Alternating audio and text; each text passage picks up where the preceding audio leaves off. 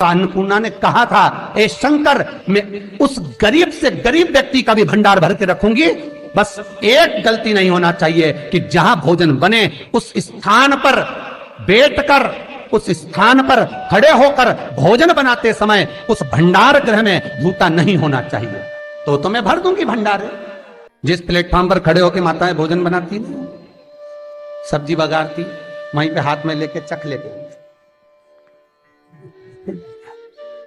हाँ मई हरियो जगदम्बा, विचार तो करो। भले तुम भगवान को भोग नहीं लगा रही पर पति तो परमेश्वर है। भले तुम भगवान को भोग नहीं लगा रही पर पति तो परमेश्वर है।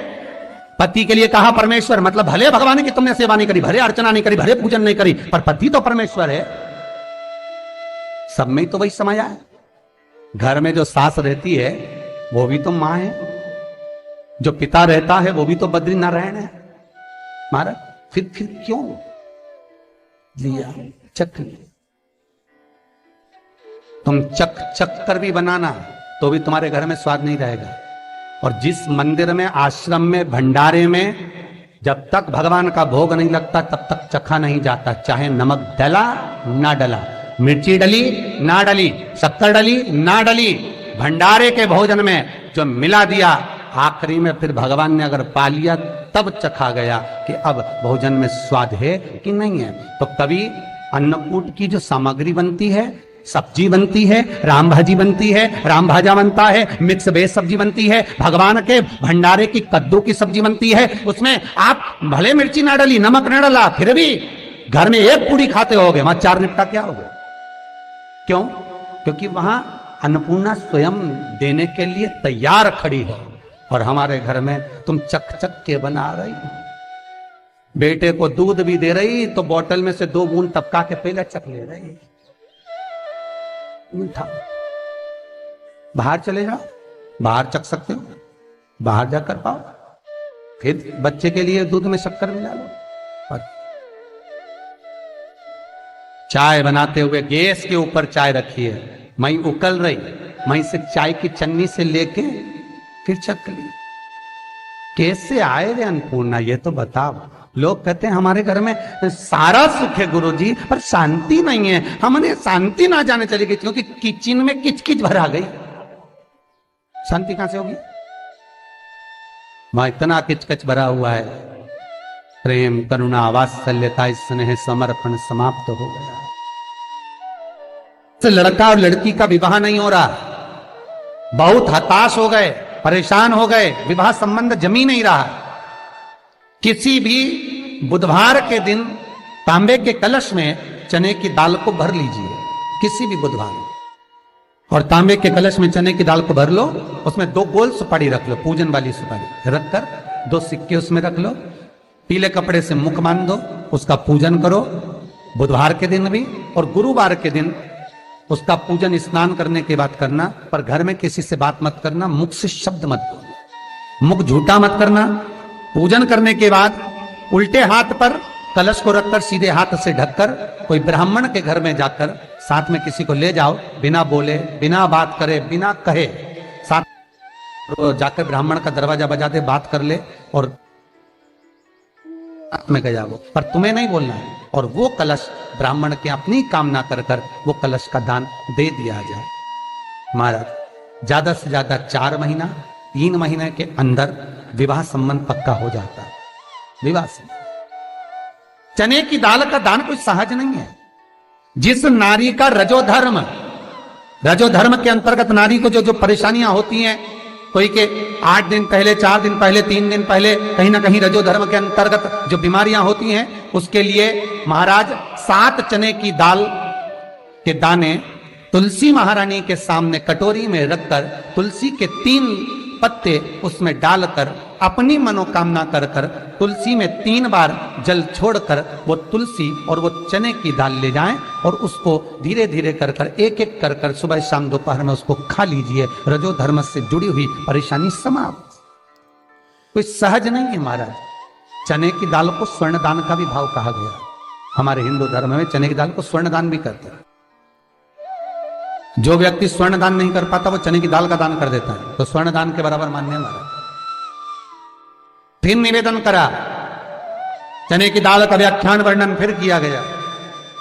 मान लो कोई प्लाट है, कोई प्रॉपर्टी है, कोई जमीन है, कोई जायदाद और नहीं बिक रही, बहुत परेशान हो गए, लाखों करोड़ों रुपए तुम्हारे डूब गए और ये प्रॉपर्टी बिके, तब तुम उबरो, तो उसके लिए चने की दाल को एक रात्रि पहले रविवार के दिन घर में गला लीजिए और उसको गलाकर दूसरे दिन उसमें थोड़ा सा चंदन मिलाकर पीस लीजिए। पर पीसना आपको मिक्सर में नहीं है, पीसना आपको सिलबट्टे पर, चकोटी पर, जो आपके यहाँ उससे उसको पीस लीजिए। और पीसने के बाद उसमें थोड़ा सा दूध मिलाकर शिव मंदिर में जाकर शंकर भगवान के शिवलिंग का सोमवार के दिन लेपन करिए। लेपन कर कर अपनी कामना कर कर शिवलिंग पर 3 उंगलियां लगा लीजिए।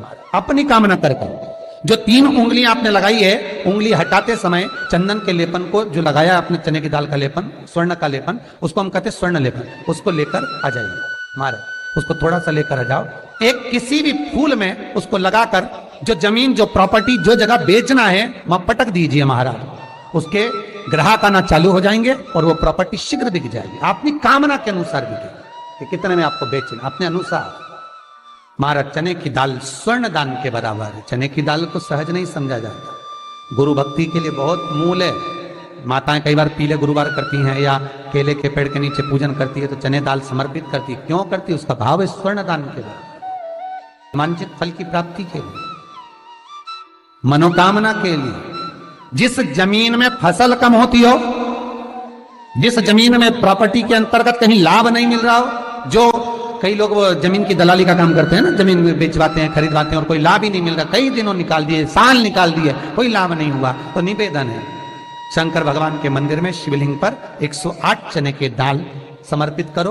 उस 108 चने की दाल को प्रदोष के दिन शाम के समय समर्पित कर कर उस दाल को उठाकर लिया, जेब में पीले रुमाल के साथ उसको बांध कर रख लो। किसी प्रॉपर्टी का सौदा कराने जाओ, उसको पटक कर लेकर जाओ, आपके लाभ होना चालू, सौदे होने चालू, आपको कमीशन मिलना चालू। करना आपको है। कोई भी चीज जो भगवान को समर्पित हो रही है उसमें कोई चीज में सहजता नहीं हो सकती, विषयता का भाव रहता है, उसके अंदर सुख का भाव, सुख का अनुभव रहता है। महाराज ये भी जाने दो, एक और सरल भाषा में जाने, आपका बहुत तेज सिर दर्द हो रहा हो, बहुत तेज हो रहा हो और लग रहा है कि आज तो बहुत तेज सिर दर्द हो रहा है, तो ये प्रैक्टिकल तो आप तुरंत कर सकते हो ना, घर पर कभी भी कर सकते हो। बहुत सिर दर्द हो रहा है, 7 चने की दाल के दाने लेना 7, और आपके घर में ही कोई शंकर जी का शिवलिंग हो, उस पर एक एक कर कर श्री शिवाय नमस्तुभ्यम कहकर चढ़ा देना। 2 मिनट तक शंकर के शिवलिंग को देखना, बिल्कुल दोनों आंखों से, बिल्कुल देखना अच्छे से, और उस चने की दाल को उठा लाना और एक एक कर कर खाकर आधा गिलास पानी पीकर थोड़ी देर बैठ जाना। टेबलेट खाने की जरूरत नहीं पड़ेगी, यह पक्का है, सिर दर्द बंद हो जाएगा, टेबलेट से मुक्ति।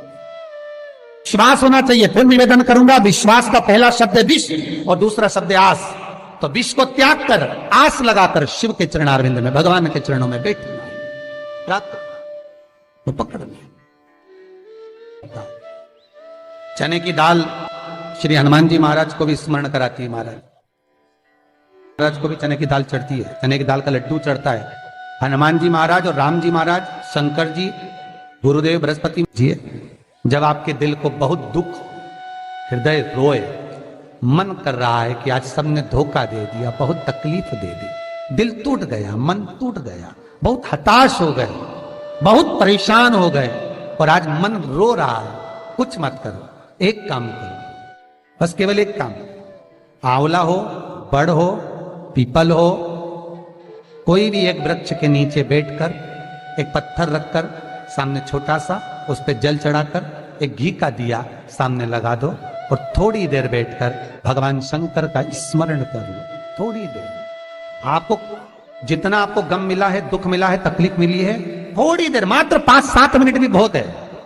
आप घर आओगे ना तो आपको खुशी का स्मरण होगा, वो दुख चला जाएगा, समाप्त। मन में जो दुख है वो थोड़ा कम होता है, हृदय चित्त में परमात्मा शिव सुख प्रदान करेगा।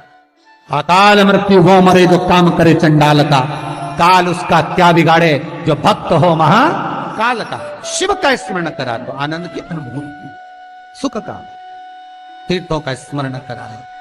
महाराज नित्य स्मरण भाव में भगवत चर्चा का। कई लोग कहते हैं हम मंदिर जाते हैं हमारा काम नहीं होता, हम बहुत समय से अगरबत्ती लगा रहे हैं हमारा काम नहीं हुआ, हम दिया लगाते हैं हमारा काम नहीं हुआ, हमने उपास करा हमारा काम नहीं हुआ, हमने चतुर्थी करी पंचमी करी हमारा काम नहीं हुआ। हमारा निवेदन है उसका दरबार मत छोड़ना, कभी तो सुनेगा, कभी तो सुनेगा। तेरे मंदिर में आना मेरा काम है और मेरी बिगड़ी बनाना तेरा काम, सुनेगा। जाओ पहुंचो निवेदन करो। भगवान की केवल दृष्टि ही पड़ गई तो अपनी तो सृष्टि यूं ही समझ ली। किसी गुरु के दरवाजे पर जाकर कुछ पूछना नहीं अपने को, गुरु की केवल दृष्टि पड़ गई ना, हो गया काम।